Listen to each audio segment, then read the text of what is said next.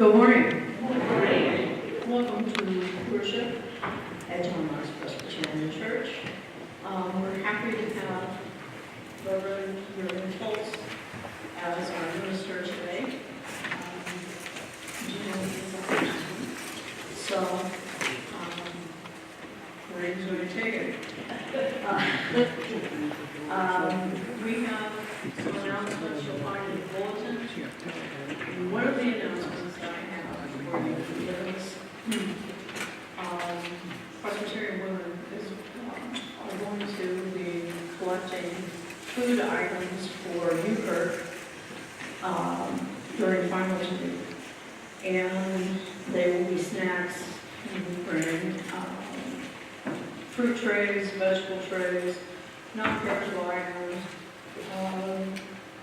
Let's see. I don't know if anyone's accustomed, has heard about the big bagel slicing debate. Bagels are welcome, no matter how they're sliced. So anyway, if you bring them to the church sometime between the 27th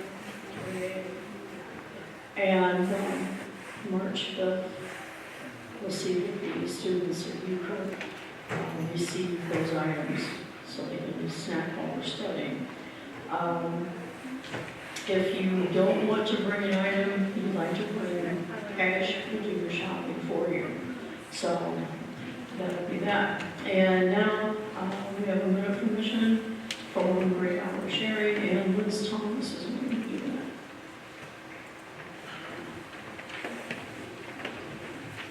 that. Good morning. I'm going to be talking about the first offering of the Big Four that the Presbyterian Church collects for during the year. And it's one great hour sharing, so please listen, and you will be hearing about it for the next 3 Sundays. Also, we'll be collecting especially during Palm Sunday and Easter. In Isaiah 58, God issues a call and a challenge to open our doors and share what we have with those in need. One great hour of sharing is our direct response to the ways in which God has called us to share. Listen to the words of Isaiah chapter 58. Is not this the best that I choose? To loose the bonds of injustice, to undo the thongs of the yoke, to let the oppressed go free, and to break every yoke? Is it not to share your bread with the hungry and bring the homeless poor into your home? When you see the naked, to cover them and not to hide yourself from your own kin? You shall raise up the foundations of many generations. You shall be called the repairer of the breach, restorer of the streets to the done. These are the words of Isaiah chapter 58. All around the world we see people whose homes and even loved ones have been washed away and are being washed away currently by floods and hurricanes. People trapped in systems of injustice and oppression. And people who go to bed even tonight hungry or without a roof over their heads. One great hour of sharing lets us come together to open our doors as well as our hearts, to share the love of Christ through our ministries of justice, compassion, and joy.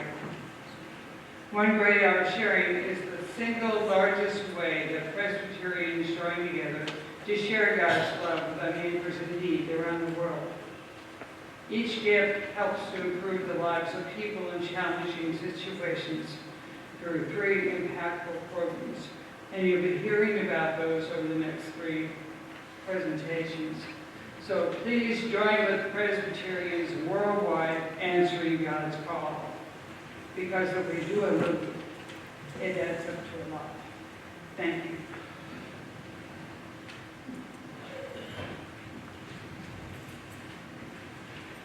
Please stand if you're able for the call to worship from Psalm 63.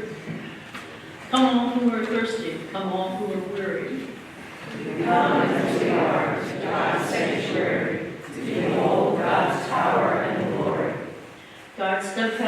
love is better than life. Let us praise God with our hands, with our joyful lips, with our hearts. Let us worship God. Now, if you will turn to those around you and wish them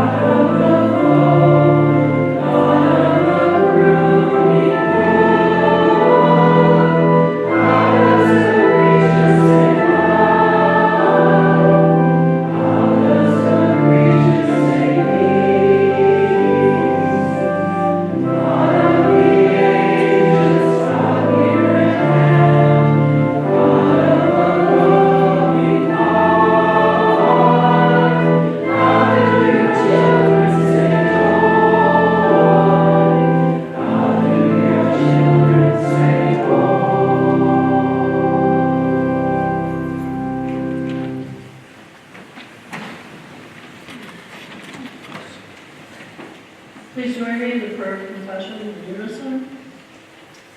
God, may your covenantal love hold us fast, for we have grown weary. Give us our comfort for ourselves and turn from you. When you have seemed distant, we have created other idols in our own image. Although you have given us abundance, we have chosen selfishness and hatred. Be present with us now. Forgive us for our sins and renew us in our baptisms. We pray in Christ's name. Let's take a couple of seconds to pray in silence.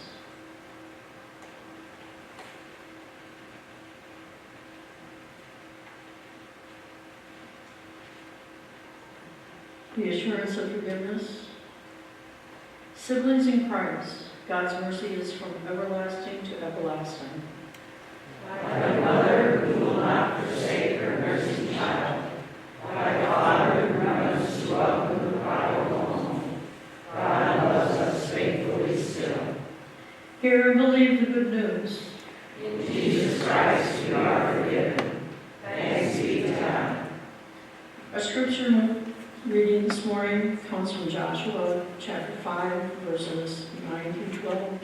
And the final page 337 in the Pew Bibles if you care to follow along. Then the Lord said to Joshua, "Today I have rolled away the reproach of Egypt from you." So the place has been called Gilgal to this day.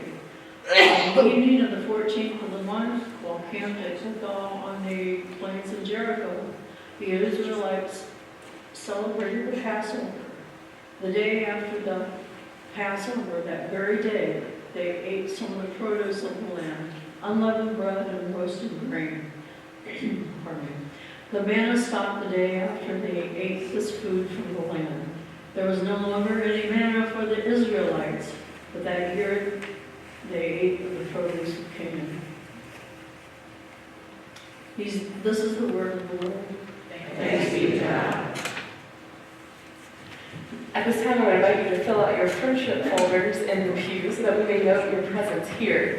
And as we are all children of God, Pastor Jim invited me to go ahead and still give a sort of children's sermon, which, if you're familiar with the practice of children's sermon, it's often the time of kind of the Cliff Notes version of the sermon, right? I've heard of adults saying that they got more out of a children's sermon than an actual sermon, which is true, because we are all children of God. We're all in that space of wondering and questioning whether we're 5 or 95. Our gospel reading for today comes from Luke chapter 15. It is a part of a trilogy of parables that Jesus tells. It's the parables of the lost sheep, the lost coin, and we often term the third one the parable of the prodigal son, but it's a bit of a misnomer. It really should be called the parable of the lost son. Each of these parables has a lot of head-scratching behavior. The first is the story of a lost sheep, where a shepherd, having noticed a sheep wandering off, leaves the other 99 sheep and goes off for that one. I heard this interpreted recently in the context of a seminary professor who described how one of her students from Kenya, who had grown up being a shepherd, said that in reality a shepherd might actually shoot that one sheep who was wandering off so that it would not lead the others astray. So how gracious and merciful of an act of the shepherd to follow it, but yet at the same time how the shepherd endangers those left behind. So these parables each raise questions like that, such as the parable of the lost coin, which comes next. This woman is searching and searching for a coin of minimal value, and when she finds it, she throws a party that costs more than the coin that had been lost. Again, head-scratching behavior. The third story that Jesus tells right in a row is a familiar one, the parable of the prodigal son. It's a story of a father whose younger son had squandered the family, had taken his inheritance, gone off to a foreign land, and squandered his inheritance. And when he returns home, it's a joyful greeting. But then you realize there is another son, the older brother, who's been left out in the field and forgotten. No one had bothered to tell him that not just had the younger son come home, but that they were throwing a party. So that by the time he comes back in from the fields, and he hears music, he sees dancing, and he's like, what's going on? And he is angry and upset. And the bitterness that has been in his heart, that's likely been building for some time, comes finally to a head. And the end of the scene is the father begging the older son to come back inside, while the younger son, who we thought was the one who was lost, has actually been found. But the older son, who we thought was fully found, is actually the one that is lost. Jesus, in telling these parables, Jesus was a storyteller. He loved telling stories. And Jesus, when he tells a parable, he often invites us, not necessarily giving us meaning, but inviting us into the story to ask questions. As you hear the parable of the prodigal son today, I invite you to ask questions. First off, what questions does Jesus raise for you when hearing the role of the Father? What questions does Jesus raise for you when hearing about the behavior of the younger son? And what questions does Jesus raise for you when you hear the story of the older son? In this story, in this parable of the lost son, what is Jesus saying about being counted? What is Jesus saying about being discounted? in 3 parables right in a row about counting 100 sheep, 1 coin, and 2 sons. What questions is Jesus raising for you about counting and discounting? Let us pray. Oh God, we give you thanks for stories, for your great story that you invite us into, to ponder your living word and to be changed forever. Oh God, continue to speak to us today. Continue to move us, to guide us, and to call us as your own. In Christ's name we pray. Amen.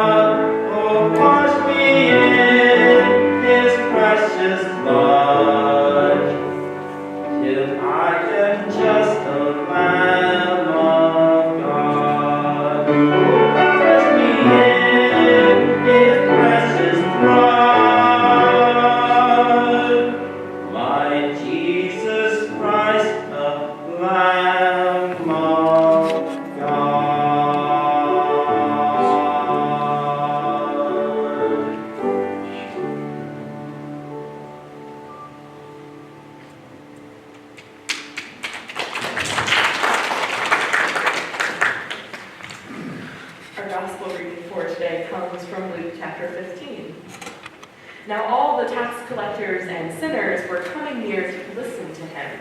And the Pharisees and the scribes were grumbling and saying, "This fellow welcomes sinners and eats with them."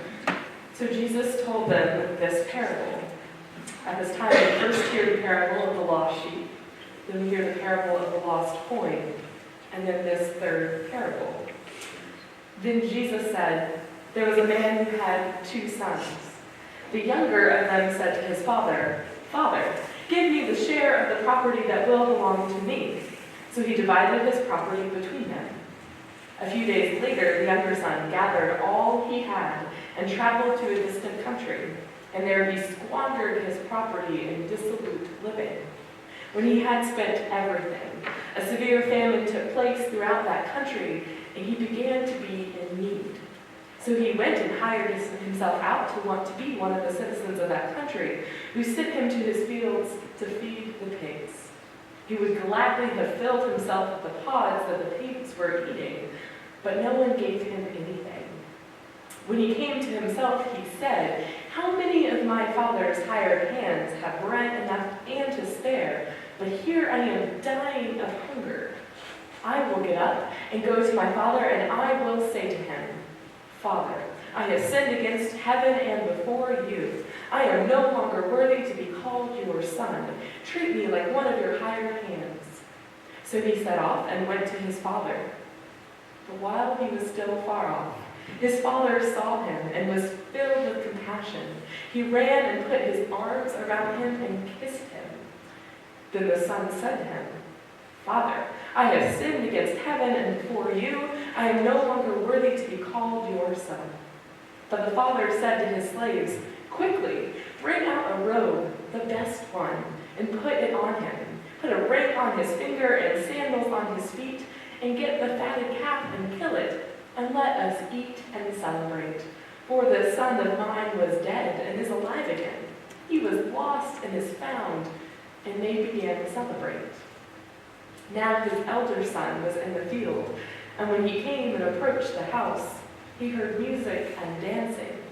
He called one of the slaves and asked what was going on. The slave replied, 'Your brother has come, and your father has killed the fatted calf because he has got him back safe and sound.' But he became angry and refused to go in. His father came out and began to plead with him.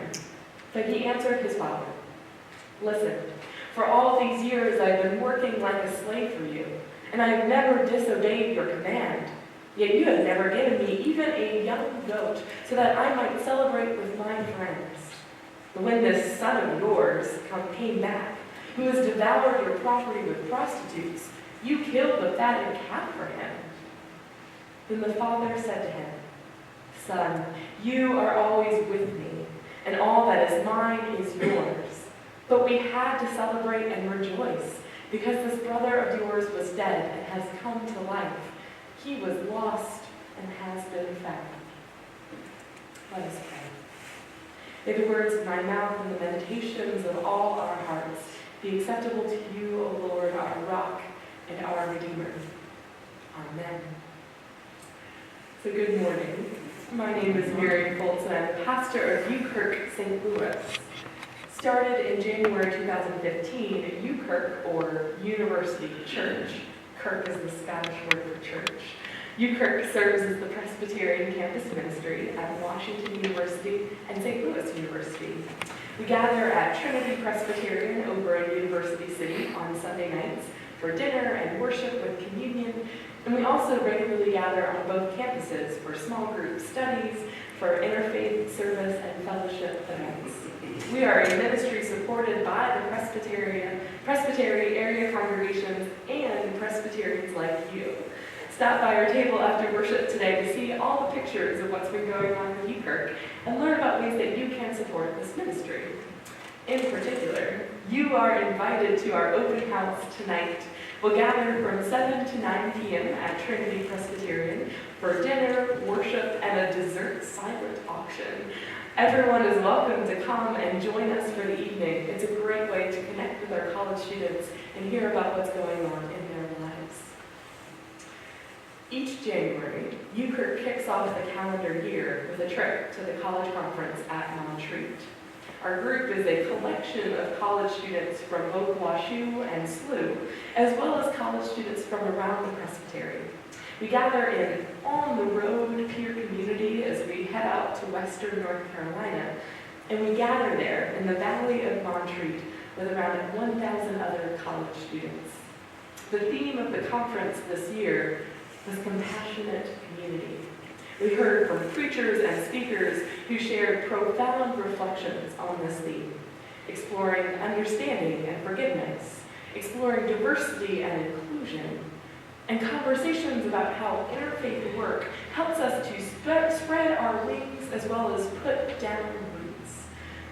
But the culminating moment of the conference came with our final keynote speakers.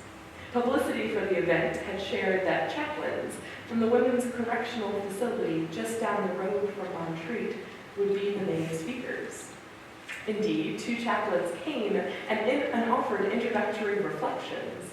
But the main prisoners for the evening were about a dozen of the female inmates. Their gospel choir regaled us with music, and then 2 of the female inmates shared their own personal testimonies. These 2 women, she told us their stories, shared openly and vulnerably about their backgrounds, about their childhoods which were filled with addiction and mental illness, of abuse and bad personal choices. Even as they named the ways that the justice system is not always just, one of the inmates named that prison saved her life. Our neighbors for the week, folks who we were just a few miles away from, but who we would not have otherwise crossed paths with, visited us and blessed us with their stories of redemption. These women spoke about being blessed themselves with a compassionate community during their time in prison, a compassionate community that helped them begin to heal from their deep wounds and to receive treatment, to begin to have hope again. They shared their call to continue seeking compassionate community upon their release from prison. During prison, they had been able to access education, neither of which one had been able to really take advantage of in their childhoods. And one of the speakers even shared that her plan upon release in 2020 was to become a social worker so that she could extend the care to other children that she so desperately needed as a child. Each of these women revealed that Christ's grace shines brightest when we are gathered together in his name. We got to hear the gospel proclaimed from the mouths of prisoners, the very folks who the good news is for, who Christ came for. It was holy ground, a burning bush moment for all of the young adults there, a call to connection, a call to seeing and hearing, a call to a new kind of community, a community in which everyone counts. Christ tells a trilogy of parables about counting: the 100 sheep, the coin, and the 2 sons. This third parable, which we heard today, is often referred to as the parable of the prodigal son. However, it really should be called, to complete this trilogy, the parable of the lost son. There are 2 sons in this story. The younger son is a troubling and fascinating character, so he usually receives the most attention. He takes his share of the inheritance and, appearing to lack any planning ability for his long-term well-being, squanders it in dissolute living, living in poverty in a foreign land, which is exacerbated by a period of famine. He decides to return to his father. Now his return is calculated. He rehearses the speech that he plans to give upon his return, and indeed, once he gets there, he delivers it word for word, which often raises the question for me: how repentant is this son if he had to memorize and perfect his speech of repentance? Regardless of his sense of repentance, he is met, though, with the gift of his father's love. A wayward child returns home, and the father is prepared to practice wholehearted forgiveness, even if it's a little questionable, but to radically extend mercy and welcome, to celebrate that someone that was lost has been found. But there are 2 sons here, and the father forgets the older son, who only learns about his brother's return when he comes in from the fields and notices that a party is happening. In the older son's words, he did everything right. He was helpful and responsible, and he didn't squander anything, not like that younger brother of his. Yet the father forgot to count him. This older son has felt forgotten, discounted, left behind. Which son was actually lost? The parable ends at an impasse. The younger son is inside, partying it up. The older son is outside, refusing to enter. The story ends with the son who we thought was lost actually being safe and at home, fully found. And the son who we thought was there all along had actually become lost. There's a bitterness, an anger, a coldness in this scene that will take time to heal and thaw. Jesus leaves us with this tableau to consider and to be challenged by it. In this parable, Jesus captures the challenge of living in community, God formed us to live in relationships through our families, our friends, our faith communities. But relationships are tough work. It takes intentionality to show love and care, to not just assume that our life together is just grand. With each son, Jesus asks us questions about community. How do we show love to the younger sons in our lives? Extending grace and mercy even when it's unearned, even when it might be abused. How do we have courage to keep on loving even when it's incredibly tough? And with that older son, how do we show love to those older sons in our lives? Naming when we've slipped up in not showing love. Naming when we've slipped up in discounting or forgetting to affirm and welcome. The female inmates in Montreat showed us how compassionate community invites us to stand in holy ground together and work to break the cycles of pain and brokenness and sin, particularly to work on behalf of folks who have been discounted. Christ draws our attention and gets us to ask deeper questions about how we will live in faithful relationship together, particularly, how do we make sure everyone counts? As UKirk has been exploring compassionate community this semester, we had a vocational night towards the beginning. We gathered together to explore how our skills and faith, our life and our work, and our very call to discipleship all intersect and connect. We invited a group of Presbyterian professionals to join us, folks from a variety of backgrounds, some teachers, some worshipers, some researchers, some business folk, and others. Together in community, we considered this idea of vocation together. Vocation comes from the Latin verb vocare, or to call. We read together the story in Luke when Jesus